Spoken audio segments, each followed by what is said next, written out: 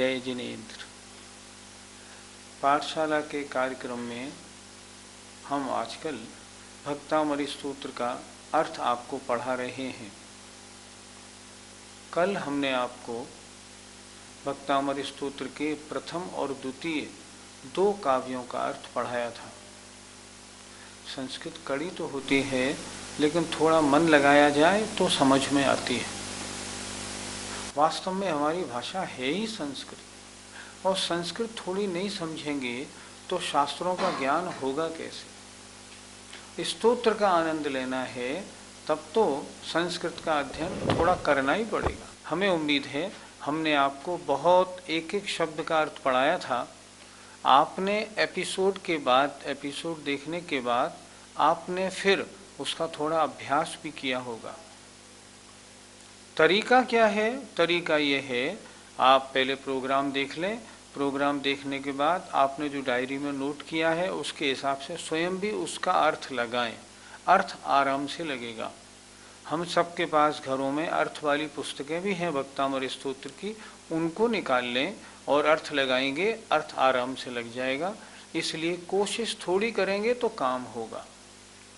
आज हम आपको फिर 2 काव्य, तीसरा और चौथा, ये दोनों काव्य आज हम उनका अर्थ आपको बताएंगे।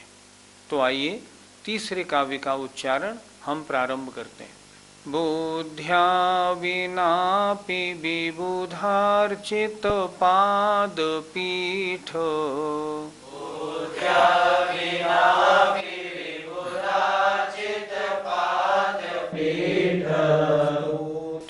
समुद्यत मतेर्विगतत्र पोहम्,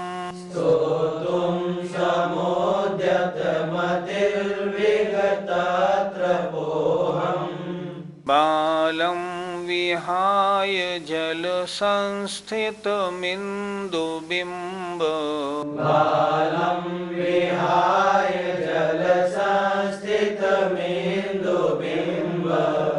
मन्यः क इच्छति जनः सहसाग्रहीतुम्,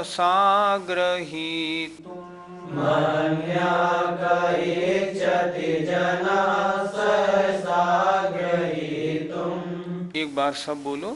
बुद्ध्या विनापि विबुधार्चित पादपीठ, श्रोतुं समुद्यत मतिर्विगतत्र पोहम्, बालं विहाय जल संस्थितमिन्दुबिम्ब,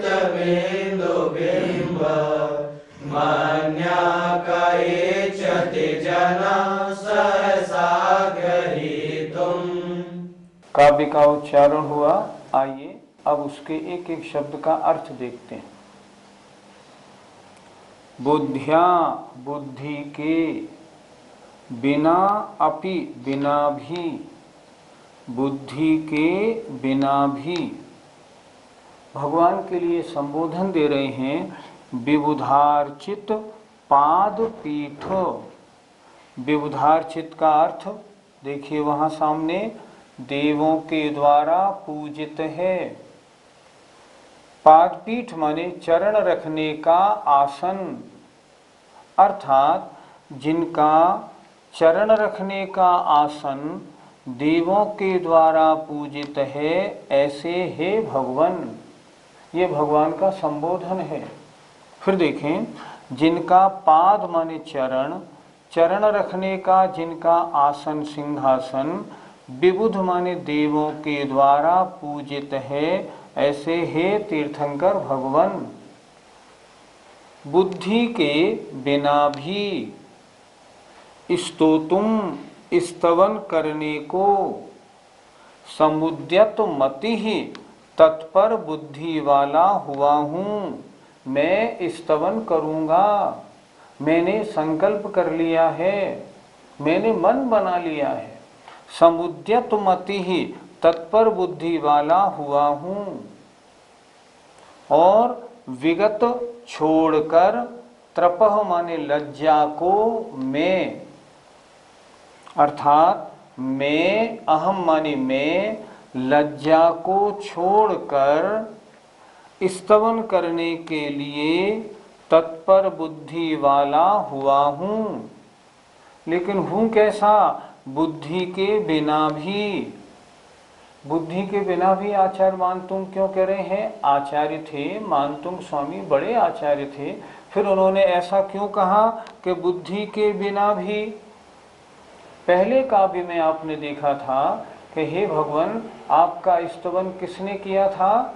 द्वादशांग के जानने से जिनको बुद्धि की चतुराई प्राप्त हुई थी, ऐसे इंद्रों ने।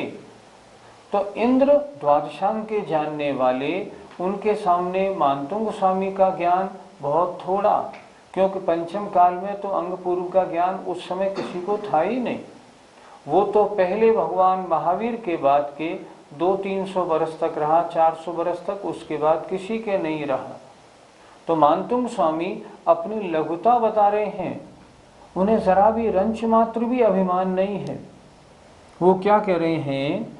जिनके चरण रखने का सिंहासन देवों द्वारा पूजित है, ऐसे हे भगवन अहम मन में विगत त्रपः लाज छोड़कर। कोई क्या कहेगा? बुद्धि नहीं थी तो स्तवन क्यों करने लगे? कहेगा तो कह लेगा, मुझे कोई चिंता नहीं, मुझे किसी बात की शर्म नहीं है। क्यों? मैं भगवान का स्तवन करूंगा। विगत त्रपः, लज्जा छोड़कर, स्तोतुम, स्तवन करने के लिए, समुद्यत मति ही, तत्पर बुद्धि वाला हुआ हूँ कैसा? बुद्धि के बिना भी। मेरा ये काम बच्चों जैसा माना जाएगा कि नहीं? माना जाएगा। आचार्य मानतुंग स्वामी खुद कह रहे हैं, जैसे बालम विहाय, बालक को विहाय माने छोड़कर, जल संस्थितम, जल में मौजूद, जल में दिखाई पड़ने वाले, इंदु बिंबम, माँ इधर से ले लिया, चंद्रमा के बिंब को, अन्य माने अन्य कौन, जन माने पुरुष, सहसा माने बिना विचारे, ग्रहीतुम पकड़ने की, इच्छति इच्छा करता है। मान लो पूर्णमासी का चंद्रमा आकाश में चमक रहा है, आप छत पे बैठे हैं, आपके साथ एक बच्चा भी है। आपने क्या किया? एक थाली में पानी भर लिया और पानी भर के ऊपर छत पे रखा। चंद्रमा का बिंब उस पानी में पड़ रहा है, आप भी बैठे हैं और बच्चा भी बैठा है। वो बच्चा क्या कहेगा? चंदा मामा, और उस चंद्रमा को पकड़ने की कोशिश करेगा कि नहीं? जरूर करेगा। आप करेंगे? नहीं, हम क्यों करेंगे? हम तो जानते हैं चंद्रमा का प्रतिबिंब है, चंद्रमा थोड़े ही है।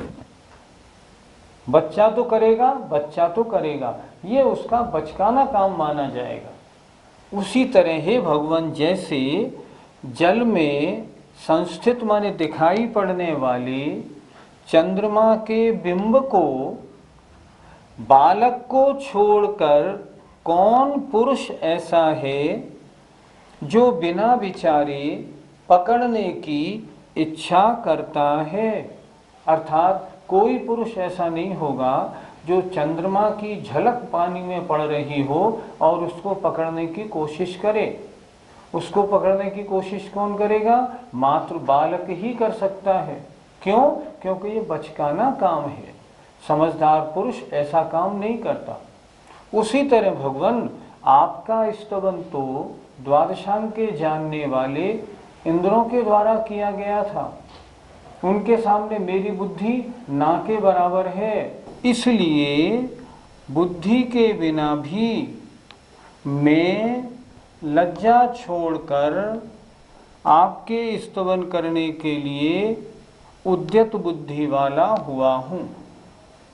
एक बार इसका अर्थ फिर देख लें। विबुधार चित्त पाद पीठ, भगवान के लिए संबोधन, देवों के द्वारा पूजित है, चरण रखने का सिंहासन जिनका, ऐसे है तीर्थंकर भगवान। बुद्धि के बिना भी मैं विगत त्रपः, लज्जा छोड़कर स्तवन करने के लिए उद्यत बुद्धि वाला हुआ हूँ।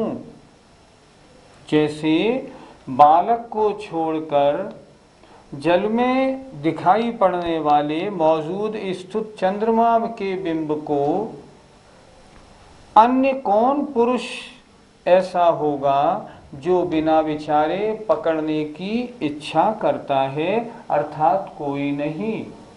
इसीलिए भगवान बुद्धि के बिना भी मैं आपके स्तवन करने के लिए आगे उद्यत बुद्धि वाला हुआ हूँ। पंडित जी, पाद पीठ से क्या मतलब होता है? पाद पीठ का मतलब होता है चरण रखने का सिंहासन, जिस पर चरण रखे जाते हैं। ने लज्जा त्याग कर क्यों कहा? लज्जा त्याग कर इसलिए कहा कि कोई क्या कहेगा, मुझे इसका जरा भी लज्जा या शर्म नहीं है, मैं तो स्तवन करूँगा। कोई ये कहेगा अगर आप उन इंद्रों के मुकाबले थोड़ी बुद्धि वाले थे तो फिर आपने स्तवन क्यों किया? नहीं, मुझे किसी के किसी बात की कोई शर्म नहीं, मुझे तो भगवान का स्तवन करना है। मैं चाहे कितनी कम बुद्धि वाला क्यों न हूँ, मैं तो स्तवन करूँगा। इसलिए उन्होंने स्तवन किया। तीसरा काव्य का अर्थ हो गया। अब आइए चौथे काव्य पर चलते हैं। वक्तुं गुणान् गुण समुद्र शशांक कांतान्,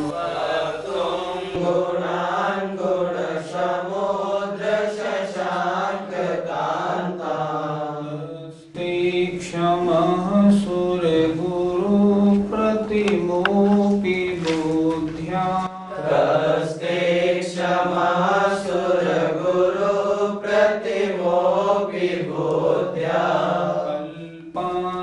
काल पवनोद्धत नक्र चक्रम, कल्पांत काल पवनोद्धत नक्र चक्रम, को वातरीतुमलमम्बुनिधिं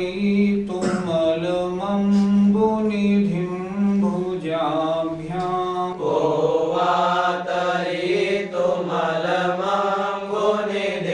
भुजाभ्यां, वक्तुं गुणान् गुण समुद्र शशांक कांतान्, कस्ते क्षमासुर गुरु प्रतिमोपि बुद्ध्या, कल्पांत काल पवनोद्धत नक्र चक्रम, को वातरीतुमलमम्बुनिधिं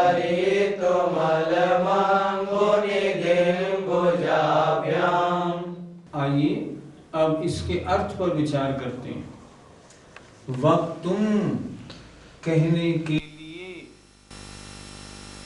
गुणान गुणों को, हे गुण समुद्र, ये भगवान का संबोधन, हे गुणों के सागर, हे गुणों के सागर, आपके गुणों को कहने के लिए। आपके गुण कैसे हैं? शशांक कांतान, शशांक माने चंद्रमा, चंद्रमा जैसी कांति वाले, चंद्रमा जैसी कांति वाले अर्थात स्वच्छ पवित्र। ऐसे शशांक कांतान, चंद्रमा जैसी कांति वाले, गुणान गुणों को, किसके गुणों को? ते माने आपके, आपके चंद्रमा जैसी कांति वाले गुणों को कहने के लिए, हे गुणों के सागर भगवान। सुर गुरु प्रतिमा अपि, इधर देखिए, सुर गुरु माने बृहस्पति के, प्रतिमा अपि माने सदृश भी। बृहस्पति कहते हैं देवताओं के गुरु। तो बुद्धि में कैसा हो? बुद्धि में चाहे देवताओं के गुरु जैसा, बृहस्पति जैसा हो तो भी बुद्धिया, बुद्धि से सुर गुरु प्रतिमा अपि, सुर गुरु के समान भी, कह क्षमा, कैसे समर्थ हो सकता है, अर्थात समर्थ नहीं हो सकता। फिर देखें, हे गुणों के सागर, हे गुण समुद्र, हे गुणों के सागर, ते माने आपके, शशांक कांतान, चंद्रमा जैसी कांति वाले, धवल पवित्र, ऐसे गुणों को कहने के लिए बुद्धि से सुरगुरु के समान भी कह क्षमः कैसे समर्थ हो सकता है, अर्थात समर्थ नहीं हो सकता। भगवान आपके गुण कितने हैं? अनंत। अनंत गुणों को कहने की सामर्थ्य किसमें है? किसी में नहीं। बृहस्पति हो, मैं तो कहता हूँ गणधर देव स्वयं भी अगर आए तो भी आपके अनंत गुणों का कथन नहीं कर सकते। आगे उदाहरण दे रहे हैं। आचार्य मानतुंग गोस्वामी ने इन काव्यों में एक बात बड़ी सुंदर की है। जैसे आपने पहले तीसरे काव्य में देखा ना, पहले उन्होंने बताया बुद्धि के बिना भी, और बाद में उन्होंने उदाहरण दे दिया। जैसे पानी में चंद्रमा का बिंब चमक रहा हो तो बालक ही तो पकड़ने की कोशिश करता है। इसी तरह यहाँ भी उदाहरण दे रहे हैं। क्या कह रहे हैं? कल्पांत काल, कल्पांत काल माने प्रलय काल की, पवन माने हवा से, उद्धत माने प्रचंड। समुद्र कैसा हो? समुद्र में लहरें तो वैसे ही आती हैं, और अगर समुद्र में हवा कौन सी आ जाए, जैसी हवा चलती है प्रलय काल की। प्रलय काल की हवा कितनी तेज होती है कि जब प्रलय काल की हवा चलती है सारे मकान नहीं, बड़े बड़े पहाड़ भी धराशायी हो जाते हैं। ऐसी प्रचंड वायु होती है। तो कह रहे हैं प्रलय काल की हवा से, उद्धत माने प्रचंड, और नक्र चक्रम माने मगरमच्छ के समूह वाले, ऐसे अम्बुनिधिम, अम्बुनिधिम माने समुद्र को, भुजाभ्याम अपनी भुजाओं से, तरी तुम तैरने में, तैरने के लिए, कोवा अलम कौन समर्थ हो सकता है? कोई नहीं। क्या उदाहरण दिया मानतुंग गोस्वामी ने? हे भगवान, एक तो समुद्र हो, और समुद्र को कैसी हवा उसमें लग रही हो? प्रलय काल की प्रचंड हवा। उस हवा के कारण उस समुद्र में तूफान मच रहा हो। और कैसा समुद्र हो? नक्र चक्रम, जिसमें मगरमच्छ भरे हुए हैं। ऐसे अम्बुनिधिम माने समुद्र को क्या भुजाओं से कोई तैर सकता है क्या? नहीं तैर सकता।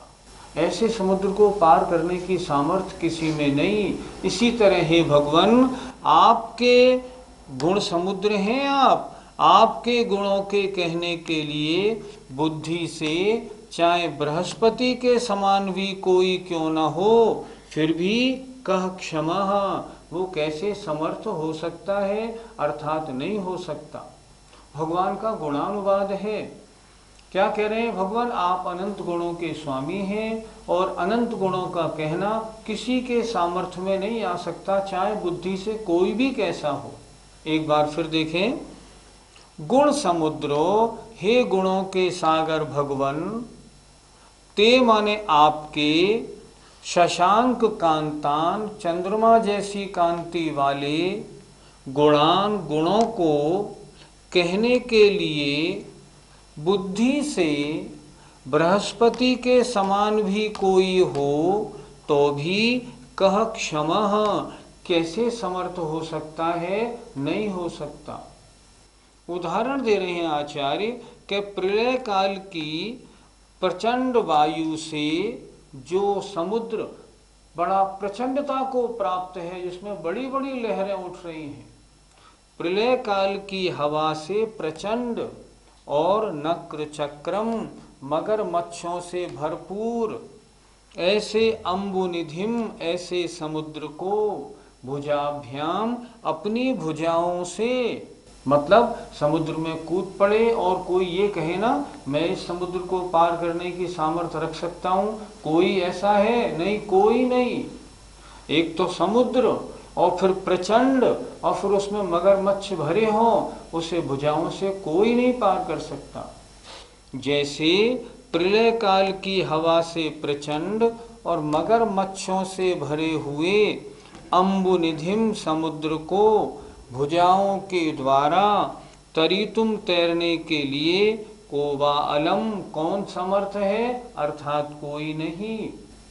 भगवान जैसे प्रलय काल की हवा से प्रचंड समुद्र को, मगरमच्छों से भरे समुद्र को अपनी भुजाओं से कोई पार नहीं कर सकता, उसी तरह भगवान आप गुणों के सागर हैं। आपके गुणों को कहने के लिए चाहे बुद्धि से बृहस्पति जैसा हो तो भी आपकी बुद्धि आपके गुणों का वर्णन करना उस किसी के लिए भी समर्थ नहीं। कोई इतनी शक्ति, कोई इतना ज्ञान रखता ही नहीं है भगवान, इसलिए कोई इतनी क्षमता नहीं रखता है। पंडित जी, प्रलय काल से क्या तात्पर्य है? 6 काल उत्सर्पणी के, उसके बाद 6 काल अपसर्पणी के। वर्तमान में अपसर्पणी का पंचम काल है। इस पंचम काल के बाद अब छठा काल आएगा। छठे काल में जब थोड़ा समय शेष रह जाएगा तब प्रलय काल प्रारंभ हो जाएगा। उस प्रलय काल में भयंकर हवा चलेगी, भयंकर अग्नि की वर्षा होगी, भयंकर पानी की वर्षा होगी और उससे सब कुछ नष्ट हो जाएगा। प्रलय काल का मतलब छठे काल के अंत में जितना भी ये सब जितनी रचना है, इस सब नष्ट करने के लिए जो हवा, पानी आदि की वर्षा होती है उसे हम कहते हैं प्रलय। हम कहते हैं ना प्रलय मच जाएगी, अर्थात सब कुछ नष्ट हो जाएगा। ये प्रलय काल छठे काल के अंत में होता है। पंडित जी, भगवान को गुण समुद्र की उपमा क्यों दी गई है? जिस तरह समुद्र में पानी होता है उसका कोई पार नहीं होता, कितना पानी होता है, अथाह जल होता है, उसी तरह भगवान में कितने गुण हैं समुद्र के समान जिसका पार पाना समर्थ नहीं। बृहस्पति बुद्धि देवों में सबसे ज़्यादा बुद्धिमान माना जाता है बृहस्पति। बुद्धि में कोई बृहस्पति जैसा भी हो तो भी हे भगवान आपके गुणों का पार नहीं पा सकता। इसलिए आपके गुण कैसे हैं? आप गुणों के सागर हैं, आपके गुण अनंत हैं।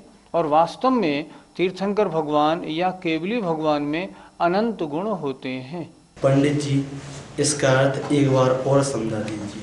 कोई बात नहीं, अगर समझ में नहीं आए ना तो कहने में कोई आपत्ति नहीं। कभी भी अगर पढ़ने बैठे हो ना तो शर्माना नहीं चाहिए। शर्माएंगे तो बुद्धि कैसे आएगी?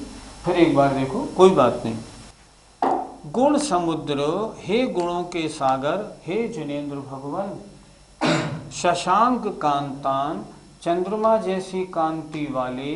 चंद्रमा कैसा होता है? स्वच्छ, साफ, सफेद, धवल, पवित्र। ऐसे चंद्रमा जैसी कांति वाले ते माने आपके, गुणान माने गुणों को, वक्तुम कहने के लिए। हे भगवान आपके गुण कैसे हैं? आप गुणों के सागर हैं। और आपके गुण हैं कैसे? चंद्रमा जैसी कांति वाले, बड़े पवित्र हैं। ऐसे गुणों के कहने के लिए हे भगवान चाहे बुद्धि से सुरगुरु प्रतिमा अपि, सुरगुरु माने उधर देखो बृहस्पति के, प्रतिमा अपि सदृश भी। सुरगुरु बृहस्पति के समान कोई बुद्धि में हो तो भी कक्षमः क्या समर्थ हो सकता है? नहीं हो सकता। अर्थात कितनी बुद्धि क्यों नहीं हो, लेकिन भगवान आप गुणों के सागर हैं, आपके गुणों के कहने में क्षमता किसी में नहीं। उदाहरण बहुत सुंदर दिया है। कल्पांत काल, कल्प माने कल्प के अंत में, अर्थात जो प्रलय काल है उसकी हवा से जो प्रचंड हो रहा है, इसमें तूफान मचा हुआ है। और नक्र चक्रम जो मगरमच्छों से भरा पड़ा है। ऐसे अम्बु निधिम, अम्बु माने पानी, निधि माने खजाना, पानी का खजाना माने समुद्र को। भुजाभ्याम अपनी भुजाओं से, तरीतुम तैरने के लिए, कोवा अलम कौन समर्थ है? कोई नहीं। तात्पर्य क्या निकला? भगवान जैसे प्रलय काल की हवा से प्रचंडता को प्राप्त और मगरमच्छों से भरे हुए समुद्र को अपनी भुजाओं से पार करने में कोई समर्थ नहीं है, उसी तरह भगवान आप गुणों के सागर हैं। आपके पवित्र गुणों को चाहे बुद्धि में बृहस्पति जैसा भी क्यों न हो, फिर भी कक्षमः क्या समर्थ हो सकता है? नहीं हो सकता।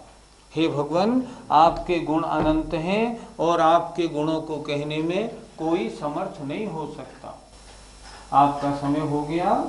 आज काव्य नंबर 3 और 4 इन दोनों का वर्णन आज हुआ। एक एक काव्य बड़ा सुंदर है।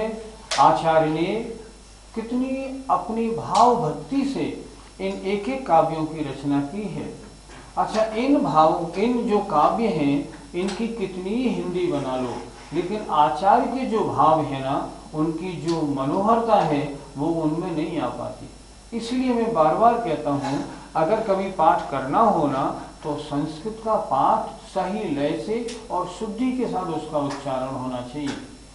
हमें आशा है कि हमारे दर्शकों को आज काव्य नंबर 3 और 4 दोनों समझ में आए होंगे। आप समझ के इनका उच्चारण करिए। क्लास के बाद में एक बार उनको रिपीट कर लीजिए, तो ये दोनों काव्यों का अर्थ जीवन भर आपके भावों में तमाम वृद्धि और विशुद्धि बढ़ाने में कार्यकारी होगा। हमें उम्मीद है ये कार्यक्रम आपको ठीक लग रहा होगा। आइए, जय जिनेन्द्र।